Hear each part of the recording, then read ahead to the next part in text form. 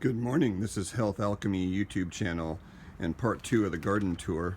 We got kind of busy the last couple of days, and this is Craig Lane, healthalchemy.com. And we're just scanning the outer part of the garden. Here is the courtyard we were in last time. And here is Shiso Perilla. Again, we will be going over these in more detail, but notice the beautiful lush purple leaves, and behind that's a little yarrow that was planted. So this little box here, you can see, was there's a little Buddha, was planted out. It was a little planter box that there was nothing in it, weeds growing. And here's some more shiso, a lavender that's been in a pot now for up to 10 years. This thing is probably, you know, you can see how leggy it is. And then there's another interesting example of the UV radiation right here that you're gonna see pretty much burning plants that are in the sun full day. So these are the plants. You notice the other one, shiso, look really nice. See the side exposed to the sun. I've been gardening 20 years, never seen this. See that purple? So we need to take action on this. So this plant would likely be a plant you might want to use. It's still doing okay. It's in full sun, and it might be an oral sunscreen when we talk about some other post. So that is the front part there. There's a lot of shiso growing. We're going to be preserving it by drying and apple cider vinegar and alcohol. It's excellent for damp, cold, if you know Chinese terminology. We're moving along now to, there's a little courtyard area. See a little courtyard area that gets a little bit of sun. So I position the plants so they don't get too much sun. There's another agrimony with the beautiful, we showed the pine cones earlier this year. So there's the pine cone unraveling. New pine cone there, as you can see. I like to call those unfolding Fibonacci pine cones. The human pineal is the unflowering of the human. There's Goticola, more gynostemma. We're going to be growing a lot of that, so I want to get people excited about that. There's a sea buckthorn, the one that produced the berry. It was right in the middle part there. There's a male sea buckthorn there. Greater celandine, which is a poppy technically, but it has wonderful dredging properties. We'll talk about that. Great liver herb, good for the joint pain.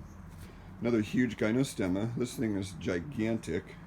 It's in a large, probably 10-gallon, 15-gallon pot. There's Aurelia californica, and it's flowering in a pot. It's up against these rocks here, as you can see, this adobe brick. And that is just an amazing, another pine cone thing that's been unfolding before our eyes. So this plant technically shouldn't be alive. It doesn't like to be outside of its creek home up in the mountains. But for whatever reason, Health Alchemy seems to... There's another Dong Quai. So from another view there's a Dong Quai.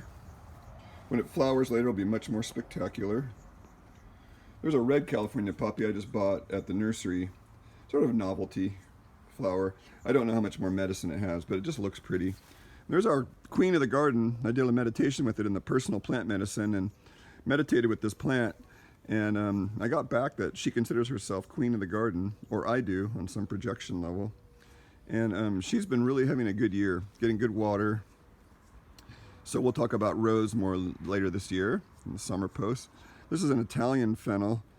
I'm not sure the genus species because I lost the paper a client gave me, but it's worth looking. Like you can see these flower heads here. Really, really cool. Fennel has lots of digestive properties, and the bees love it. That's why, really why it's here though, is the bees really need the nectar, and I try and plant flowers to serve them. There's a hollyhock in there. And you can see like this Nicotiana, this is a nicotine tobacco. It just sprouted up. This thing swallowed up this rose over here. And this whole zone here was death and destruction when I moved in February. This whole little, as you can see, there's a little raised brick area there. And this is what anyone can do with a little effort. See this whole thing, these lavenders here were dying. This sedge grass I put in because it's a water purifier and I want to have seeds of it everywhere I go. It's a good liver plant. It's a lot just watering the plants, and as you can see, the bees are liking it. 2 of the part 2 garden tour coming up. We don't want to do these posts too long in case you guys want to take off, but there's a nice rose to end this one on, kind of shaking in the wind. And we'll do part 2 of garden tour part 2 in just a moment.